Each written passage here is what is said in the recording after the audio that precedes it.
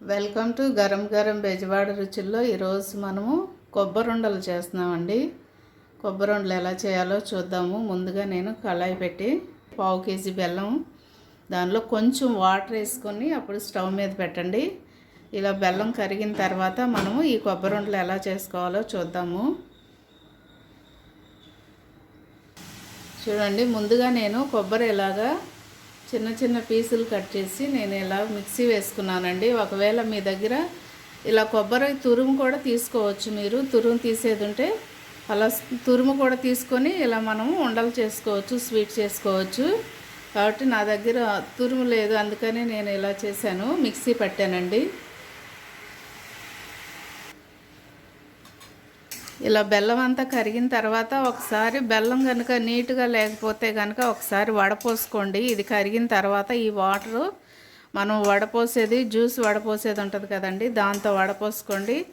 ఒకవేళ వడపోసుకుంటే దానిలో ఒకవేళ చెత్త ఉన్నా కూడా, అంటే పీసులు ఉంటాయి కదా, అవన్నీ కూడా వచ్చేస్తాయి.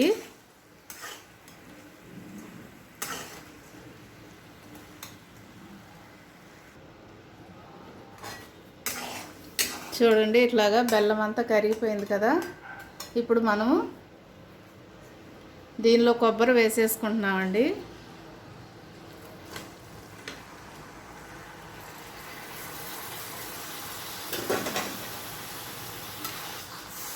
ఈ కొబ్బరి వేసేసుకుని ఈ బెల్లం అంతా కూడా కొబ్బరికి పట్టేటట్టుగా కలపండి.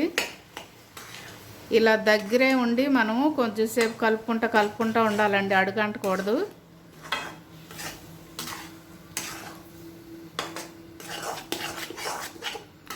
ఇలాగే కలుపుతూ ఉండాలి, అడుగంటకుండా చూసుకోండి.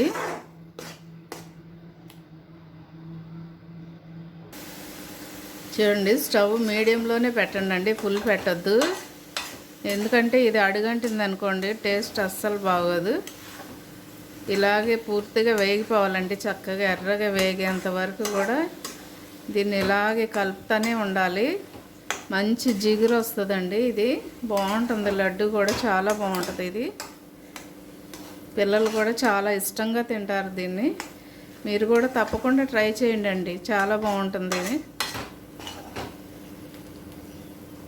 ఇది మనందరికీ తెలిసిందే. ఇది లడ్డు చాలా వరకు ఆంధ్రాలో బాగా దీన్ని పిల్లలకు చేసి పెడతా ఉంటారు.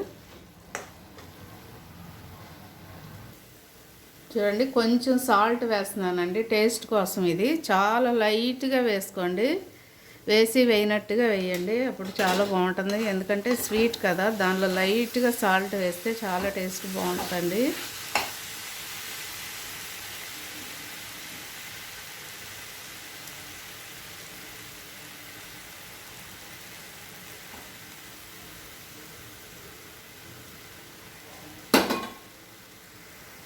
నేను కొంచెం నెయ్యి కూడా వేస్తున్నానండి. మీ దగ్గర ఉంటే వేసుకోండి, లేకపోతే లేదు. ఎందుకంటే నెయ్యి వేస్తే ఇంకా టేస్ట్ చాలా బాగుంటుంది. లడ్డు కూడా మనం చుట్టేటప్పుడు కూడా చెయ్యి నేతిలో తడి చేసుకొని మనం చుడతా ఉంటే కూడా చాలా బాగుంటుందండి. ఇంకా కొంచెం వేగాలండి, ఇంకొక 5 నిమిషాలు కనుక మనం ఇలాగే వేయిస్తే చాలా లడ్డు కూడా టేస్ట్ బాగుంటుంది. చక్కగా జిగురు కూడా ఇంకా బాగా వస్తుందండి. ఈ లడ్డు ఎంత వేగితే అంత బాగుంటుందండి.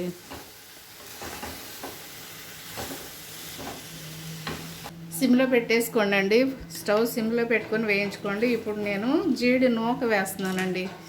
జీడిపప్పు సన్న నూక ఉంటుంది కదా, మనకి షాపుల్లో అమ్ముతారు, అది వేస్తున్నాను. మీ దగ్గర ఇంకా జీడిపప్పు కానీ బాదం పప్పు కానీ ఏ డ్రై ఫ్రూట్స్ ఉన్నా వేసుకోండి దీనిలో.